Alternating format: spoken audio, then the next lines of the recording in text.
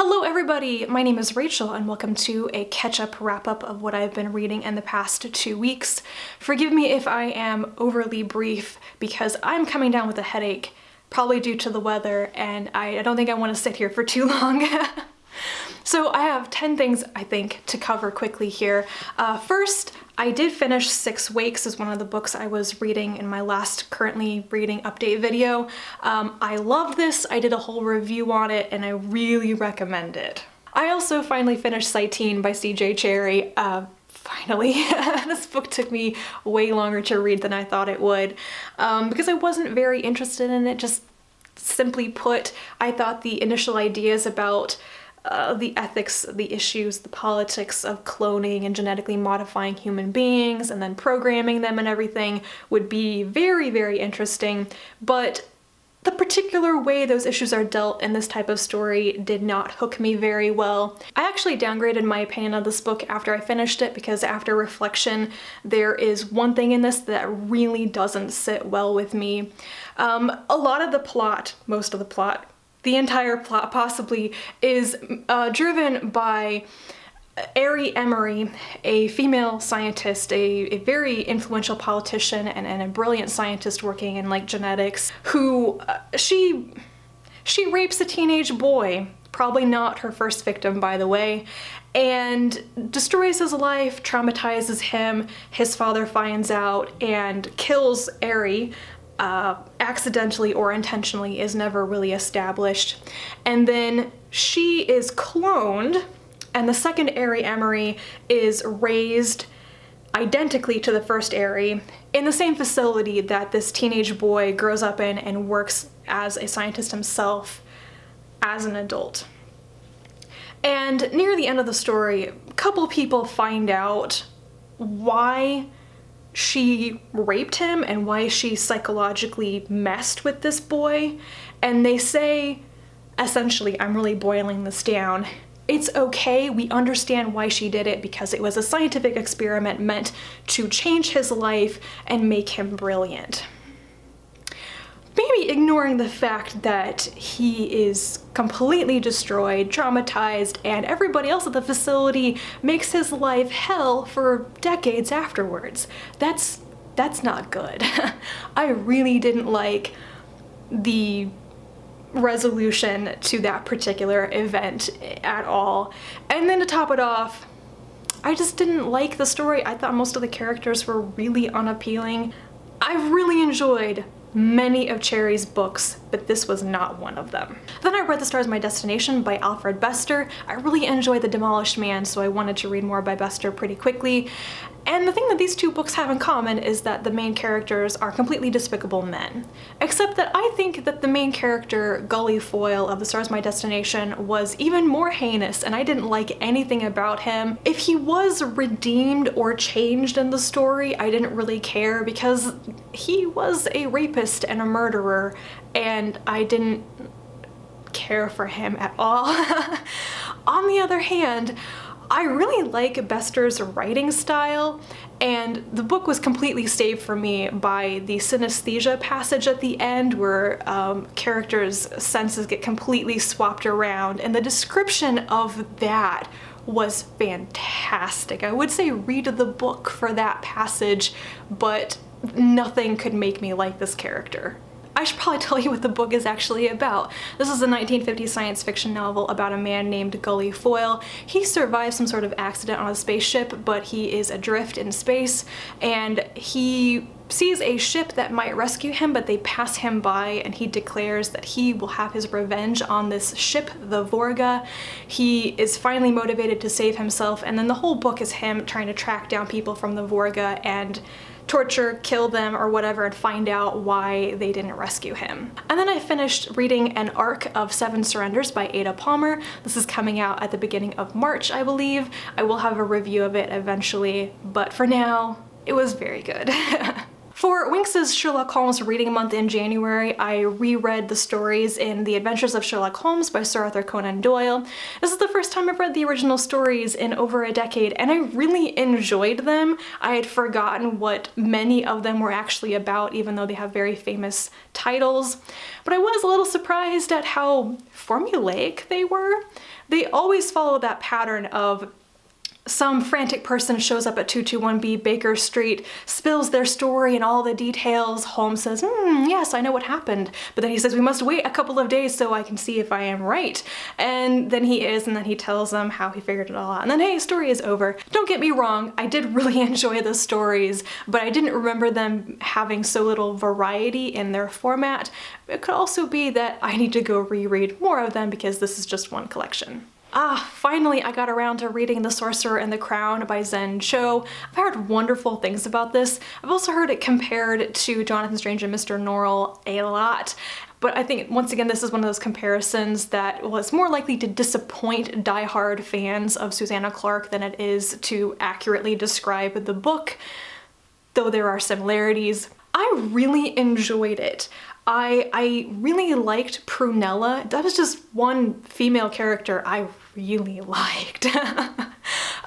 She was spunky, and I like how she's kind of unapologetic. She just takes to her role and seems to be one of those women of this time of the Regency era who is just naive and ignorant enough about what's expected of women to completely buck the trend and not feel bad about it.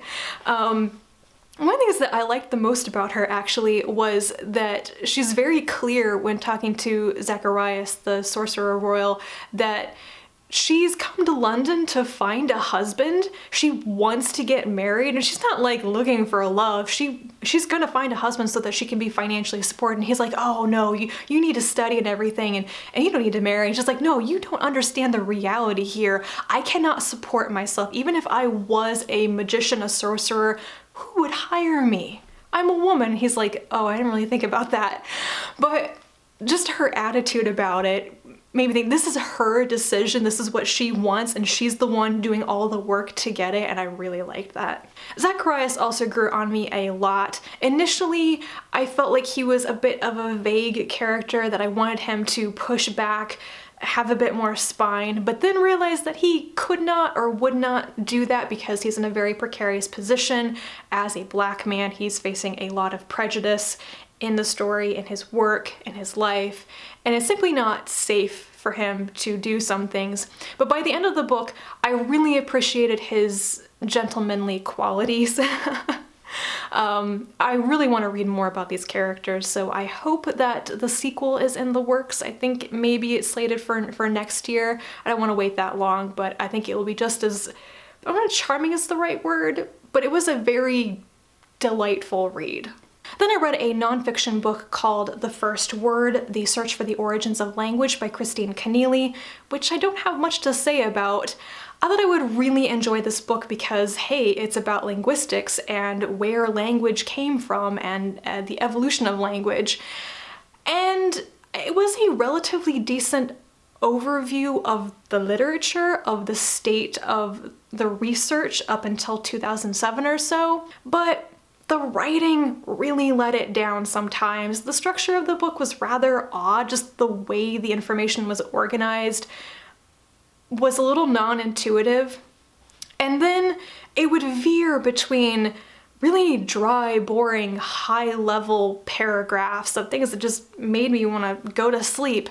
And then it would suddenly go off onto, like, you know, a simplified, well-explained passage about what something was, and I'd be like, okay, I can really get into this.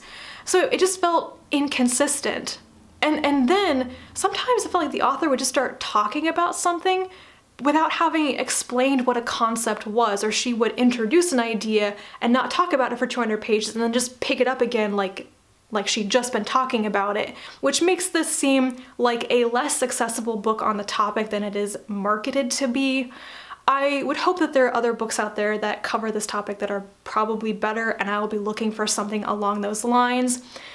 You could probably start with this if you wanted to, but I was a little bit disappointed in the execution. I finished the audiobook of Babylon's Ashes by James S.A. Corey.